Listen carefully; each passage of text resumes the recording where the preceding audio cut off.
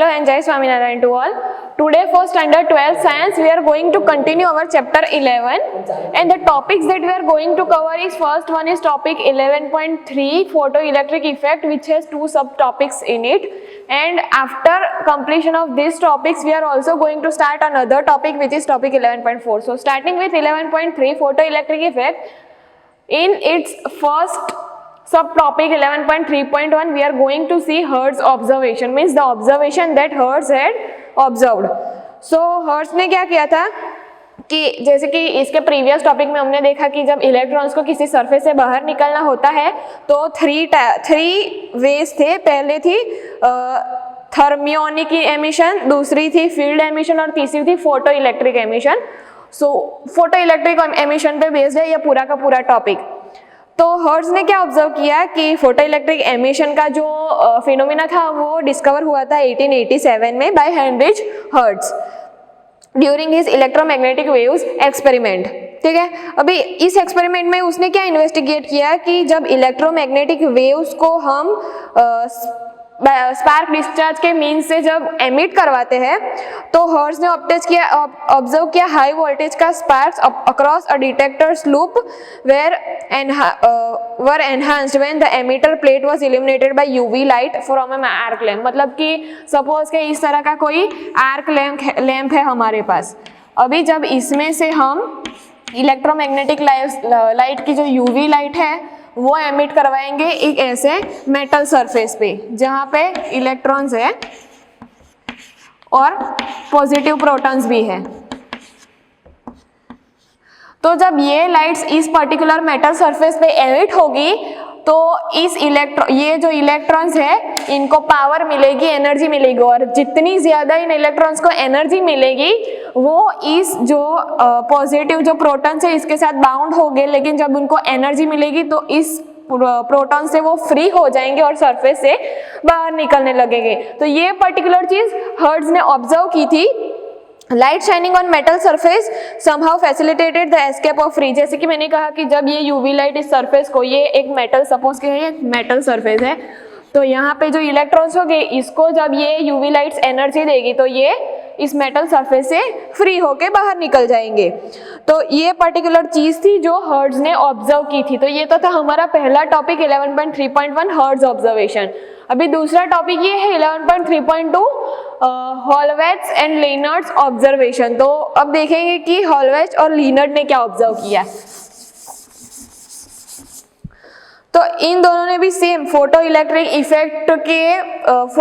Effect को ही observe करने के लिए कुछ एक्सपेरिमेंट किए थे. तो जो विलियम हॉलवर्च और फिलिपाइन लीनर्ड था वो उन्होंने ये फोटो इलेक्ट्रिक एमिशन के फिनोमिना को 1886 से 1902 इस टाइम ड्यूरेशन के बीच इन्वेस्टिगेट किया था.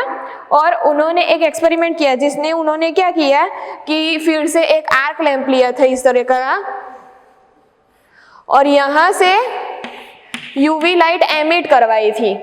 अभी यूवी लाइट जिस पे उन्होंने एमिट करवाई थी वो एक था, ये जो एक्सपेरिमेंट अब जो दिखा रही हूँ वो है हॉलवेट्स का ऑब्जर्वेशन. तो उसमें उन्होंने क्या किया था कि यूवी लाइट है वो एक आर्क लैंप से एमिट करवाई थी एक मेटल सरफेस पे, और इस मेटल सरफेस पे बहुत सारे फ्री इलेक्ट्रॉन्स थे और वो प्रोटॉन्स के साथ बाउंडेड थे.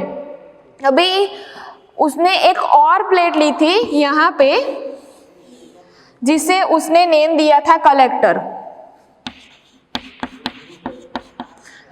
और ये जो मेटल की प्लेट है वो लाइट, उसमें लाइट एमिट होती है तो उसे उसने नाम दिया था एमिटर.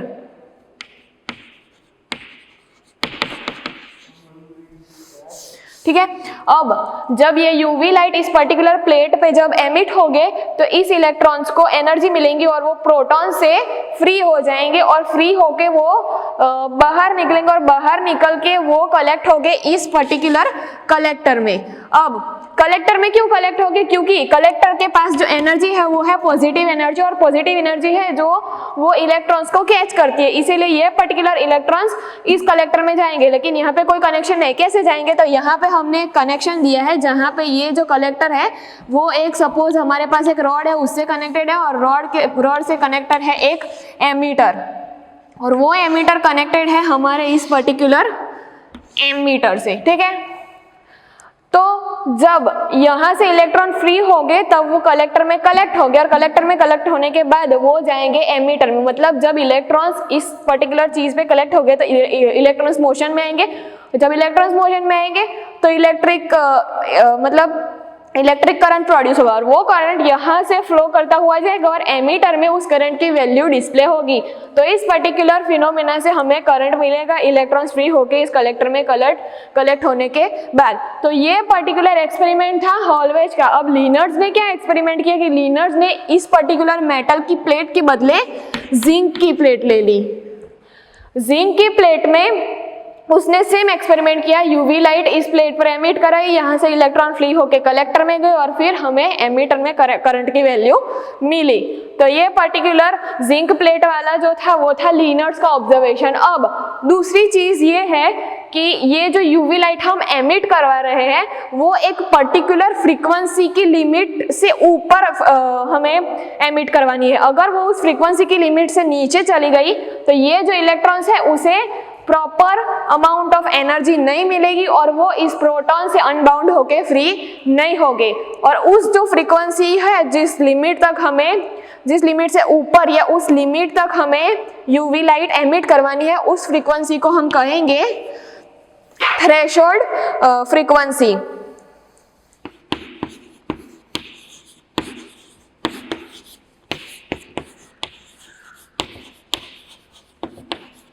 तो जब हमारी जो यूवी लाइट है वो इस फ्रीक्वेंसी की लिमिट की या इससे ऊपर की लिमिट की होगी तब ही इलेक्ट्रॉन्स इस प्लेट से फ्री होकर कलेक्टर में कलेक्ट होंगे। अगर इस फ्रीक्वेंसी से कम फ्रीक्वेंसी की लाइट हम एमिट कराएंगे तो इलेक्ट्रॉन्स को प्रॉपर अमाउंट में एनर्जी नहीं मिलेगी और इलेक्ट्रॉन्स इस पर्टिकुलर प्लेट से फ्री नहीं होंगे। तो ये है हमारी थ्रेशोल्ड फ्रीक्वेंसी। और ये पूरा जो एक्सपेरिमेंट है वो दिखाता है हमें photo electric effect of electrons. तो ये तो थे हमारे और हाँ, दूसरी बात की जो इलेक्ट्रॉन्स यहाँ से फ्री होंगे उसे हम कहेंगे photo electrons.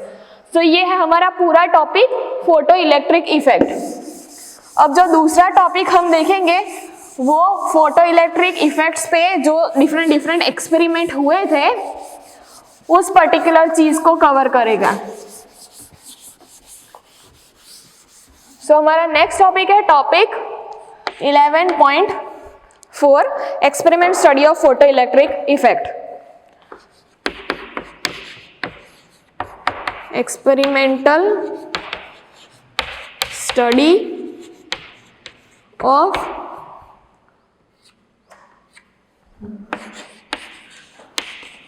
Photo electric effect. तो इस पर्टिकुलर टॉपिक को समझने के लिए पहले तो एक फिगर ले लेते हैं। फिगर कुछ इस तरह है कि हमने एक इवैक्यूएटेड ग्लास ट्यूब ली है कुछ इस तरह की। ये एक इवैक्यूएटेड ग्लास ट्यूब है और यहाँ पे हम एक क्वार्ट्ज विंडो रखते हैं जहाँ से हम हमारी एनर्जी जो है वो लाइट जो है वो एमिट करवाएंगे। ठीक है, इसे नाम दे देते हैं क्वार्ट्ज विंडो। और ये पर्टिकुलर चीज है हमारी ग्लास ट्यूब और we can say evacuated glass tube.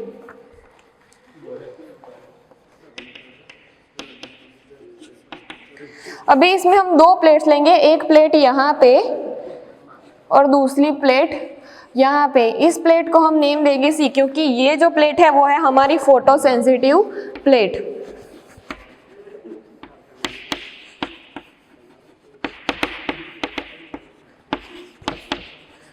और इसे हम नेम दे देंगे ए क्योंकि ये है हमारा पर्टिकुलर एनोड। अब यहाँ से हम सपोज ये है हमारा सोर्स ऑफ लाइट, उसे हम नेम दे देंगे एस। और यहाँ से हमें लाइट इस पर्टिकुलर प्लेट पे इंसिडेंट होती है। और दूसरा हम ये कनेक्शन देंगे कि यहाँ पे हम एक कम्यूटेटर ले लेंगे।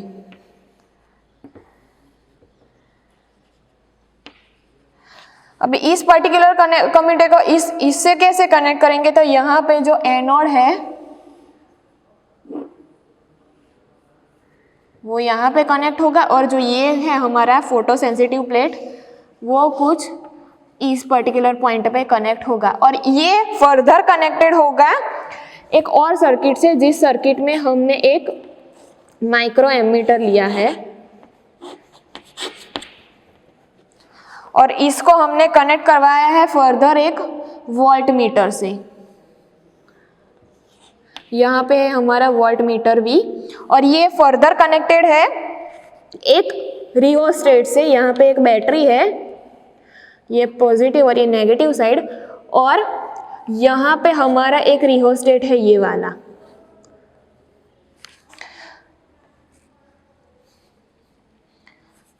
अभी इन दोनों की, हाँ ये है हमारा माइक्रो एमीटर और ये है हमारा रियोस्टेट और ये रियोस्टेट कनेक्टेड है हमारी बैटरी से, ठीक है।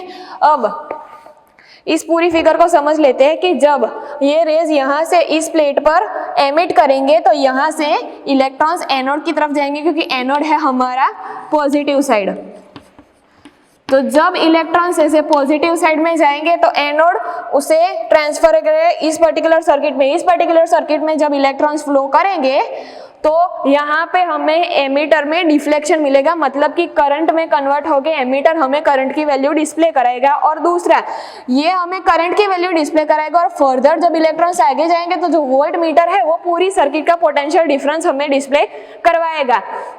अब यहाँ पे हमने बैटरी और रियोस्टेट इसलिए लिया है क्योंकि बैटरी क्या करेगी, बैटरी जो है वो ये एनोड है वो हमारा पॉजिटिव चार्ज है, तो अगर पॉजिटिव चार्ज को चार्ज करना हो तो हमने बैटरी की जरूरत पड़ेगी, तभी हमें एनोड में पॉजिटिव चार्ज मिलेगा और जितना ज्यादा हमें पॉजिटिव चार्ज मिलेगा उतना ज्यादा वो इलेक्ट्रॉन्स को अपनी तरफ अट्रैक्ट करेगा और तभी हमें पोटेंशियल डिफरेंस और जो करंट है उसकी वैल्यू मिल पाएगी। अब दूसरा क्या है कि अगर हमें ज्यादा नंबर ऑफ इलेक्ट्रॉन्स चाहिए तो हमें ये जो सोर्स है उससे ज्यादा, मतलब थ्रेशोल्ड फ्रीक्वेंसी से ज्यादा अमाउंट की फ्रीक्वेंसी की लाइट इस पर्टिकुलर फोटो सेंसिटिव प्लेट पे एमिट करवानी होगी। जितनी ज्यादा फ्रीक्वेंसी होगी उतने ज्यादा इलेक्ट्रॉन्स फ्री होंगे और उतनी ज्यादा इलेक्ट्रॉन्स हमारे एनोड की तरफ मूव करके फर्दर सर्किट में जाके हमें करंट और पोटेंशियल डिफरेंस की वैल्यू दिखाएगा। और ये कम्यूटेटर क्या करेगा, ये जो कम्यूटेटर है वो इन दोनों सर्किट के बीच का जो कनेक्शन है वो है। अभी यहाँ पे ये जो C है उसे हम एमीटर भी कह सकते हैं क्योंकि वो जो लाइट रे है उसको अपने अंदर एमिट करता है, और ये जो A है उसे हम कलेक्टर कह सकते हैं क्योंकि A पूरे इलेक्ट्रॉन्स को अपने अंदर कलेक्ट करता है।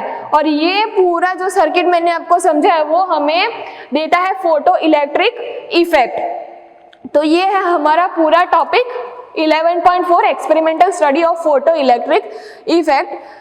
That is it for today. Further topics we will see it in our next video. Thank you.